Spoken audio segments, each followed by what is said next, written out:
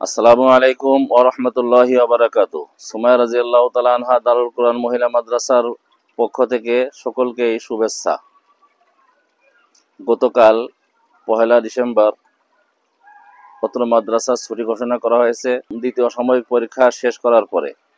তো দ্বিতীয় সাময়িক পরীক্ষা যেহেতু শেষ হলো এবং মাসিক ছুটি, সেই হিসাবে একটু ছুটিটাও বড় হয়েছে, 5 দিনকে ছুটি ঘোষণা করা হয়েছে।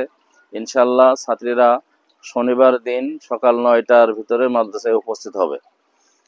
যাই হোক, অত্র মাদ্রাসার হেফজ বিভাগের ছাত্রীদেরকে আমরা বিশেষ গুরুত্ব দিয়ে থাকি তাদের ইয়াদের ব্যাপারে। অর্থাৎ আমাদের লক্ষ্য এবং টার্গেট শেষ করার দিকে বেশি থাকে না, বেশি থাকে শুধুমাত্র তাদের ইয়াদের উপরে।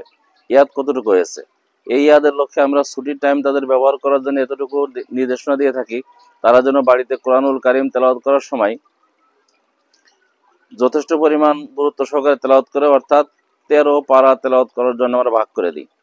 ফজরের নামাজের পরে 5 পারা তেলাওয়াত করবে, জোহরের নামাজের পরে 3 পারা এবং মাগরিবের নামাজের পরে 5 পারা তেলাওয়াত করবে। এশার নামাজের পরে হুজুরের কাছে ফোন দিবে, হুজুর আমার তেলাওয়াত করা শেষ। অর্থাৎ উদ্দেশ্য হলো যেন বাড়ির ছুটির টাইমটা পুরোপুরি এলোমেলো কাজে ব্যবহার না করে। তো এই পাশাপাশি আলহামদুলিল্লাহ আরও জেনে খুশি হবেন, আমাদের সুমাইয়া রাদিয়াল্লাহু তাআলা আনহা দারুল কুরআন মাদ্রাসা থেকে 5 জন ছাত্রী হেফজ শেষ করেছে একের পর এক। মাশাআল্লাহ, এরা 5 জনই আমাদের এখানে শুনানিতে আছে এবং শোনাইতেছে। তাদেরকে আরো বেশি গুরুত্ব দেওয়ার জন্য তাদের শুনানি হয়ে গেছে যে কয় পারা, সে কয় পারা তো ইয়াদ করবেই বা ইয়াদ করার জন্য চেষ্টা করবে। পাশাপাশি তার যেগুলো শুনানি হয়নি সেখান থেকে 13 পারা তেলাওয়াত করবে এবং প্রতিদিন মাশাআল্লাহ সবাই ফোন দিচ্ছে।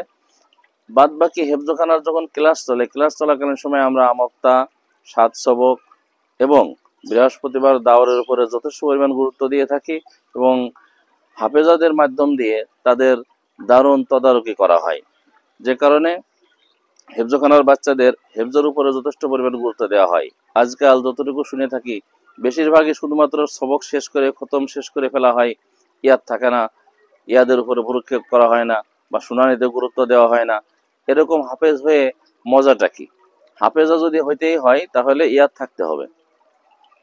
আলহামদুলিল্লাহ সবাই মেহনত করে, পরিশ্রম করে হেফজ অর্জন করে হেফজ রাখা যায়, এর জন্য আমরা চেষ্টা করব। পাশাপাশি এতটুকু দোয়া করা যে আমি দোয়া চাই বিশেষভাবে আমাদের অত্র মাদ্রাসার যে সমস্ত বাচ্চারা বিশেষ করে হেফজখানায় পড়াশোনা করতে, তারা যেন সুন্দর হাফেজা হতে পারে এবং কিতাবখানায় যারা পড়াশোনা করতেছে তারা যেন সুন্দর আলেমা হতে পারে এবং আমলকারী হতে পারে। আমাদের অত্র মাদ্রাসার জন্য দোয়া চেয়ে আজকে এখানে শেষ করছি। আসসালামু আলাইকুম ওয়া রাহমাতুল্লাহ।